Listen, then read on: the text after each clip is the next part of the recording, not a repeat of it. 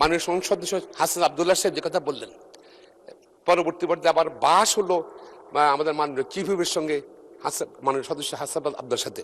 না, কোনো বাহাস হয়নি, উনি বলেছেন আর উনিও বলেছেন, বাহাস হয়নি। ধন্যবাদ। কথা হয়েছে প্রায় 20 মিনিট উনার কথা বললেন।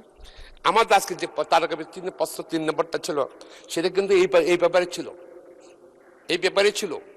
সেটা যদি আছে তার প্রশ্ন আজকে উত্থাপিত হতো, যদি মাননীয় মন্ত্রী উত্তর দিতেন বা আমি যেটা প্রশ্ন করতে পারতাম, তাহলে আরো আমার মনে হয় যে এই সমস্যাগুলো যে ফেস করছি আমরা, যেটা ধরেন আজকে অনেক জায়গায় মোফ সৃষ্টি হচ্ছে, একজনের সম্মান নষ্ট হচ্ছে, বিশেষ করে নারীরা বেশি ক্ষতিগ্রস্ত হচ্ছে, প্লাস পুরুষরা ক্ষতিগ্রস্ত হচ্ছে, সবাই এই যে সম্মানহানি হচ্ছে।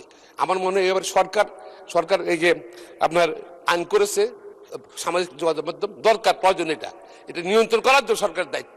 আপনি ডেপুটি স্পিকার হওয়াতে আমি আমার নিজের পক্ষ থেকে আপনাকে অভিনন্দন জানাচ্ছি। পাশাপাশি সুপ্রিম কোর্ট বার অ্যাসোসিয়েশনের সভাপতি হিসাবে আপনাকে অভিনন্দন জানাচ্ছি। সারা বাংলাদেশ সংগঠন বাংলার বার কাউন্সিলের নির্বাচিত সদস্য হিসাবেও আপনাকে অভিনন্দন জানাচ্ছি। আমি আশা করি আপনার আইন পেশায় যে অভিজ্ঞতা, আর এটা আইনসভা আইন পেশায় যে অভিজ্ঞতা, সব কিছু মিলেই সংবিধানের উপর আপনার দখল, আপনি ইনশাল্লাহ আমরা আশা করি আপনি নিরপেক্ষভাবে এবং সংসদ পরিচালনা করবেন, সংসদকে আরও উচ্চ স্তরে নিয়ে যাবেন। আমরা আপনার মঙ্গল কামনা করছি। পাশাপাশি মাননীয় স্পিকার, এটা আইনসভা, এখানে যারা সবাই তো এখানে আসেন, কিন্তু যারা আমরা full time practitioner, I M a highly professional মানুষ, আমরা আমাদেরকে যদি একটু বেশি সময় দেন, যারা হাইলি প্রফেশনাল, অন্যের কাছে অ্যাডভোকেট আছে, ব্যারিস্টার আছে, কোর্টে যায় না। আমরা কিন্তু সারাক্ষণে 33 বছর কোর্টে থাকি, তো সেখান থেকে ওই জন্য আমরা হয়তো আমাদেরকে সময় বেশি দিলে আমরা আইন প্রণয়নে আপনি সহায়তা করতে পারবো, এটা আশা করছি। আমাকে বা যারা প্র্যাকটিসিং লয়ার তাদেরকে দিলে আপনি হেল্প করতে পারবেন।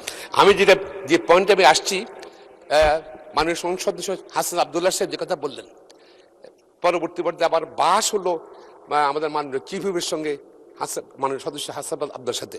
না, কোনো বাহাস হয়নি, উনি বলেছেন আর উনিও বলেছেন, বাহাস হয়নি। ধন্যবাদ। কথা হয়েছে প্রায় 20 মিনিট উনার কথা বললেন।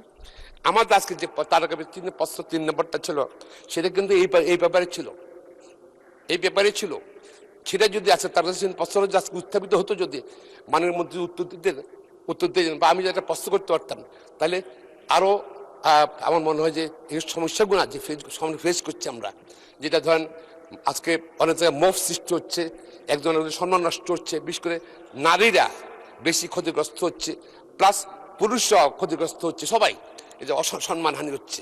আমার মনে হয় এবার সরকার এই যে আপনার আইন করেছে সামাজিক যোগাযোগ মাধ্যম, দরকার প্রয়োজন, এটা নিয়ন্ত্রণ করার জন্য সরকারের দায়িত্ব। আমি মনে করি এই ব্যাপারে সরকার ব্যবস্থা নেবেন, এবং পাশাপাশি আমাদের এই প্রশ্নকারী যদি উত্থাপনের সুযোগ দেন, সমত দিচ্ছে নেই, আমরা তো জনপ্রতিনিধি, আমাদের যদি প্রশ্নগুলো যদি উত্থাপিত হলো, তাহলে বলতে বলার সুযোগ তো পেলাম না।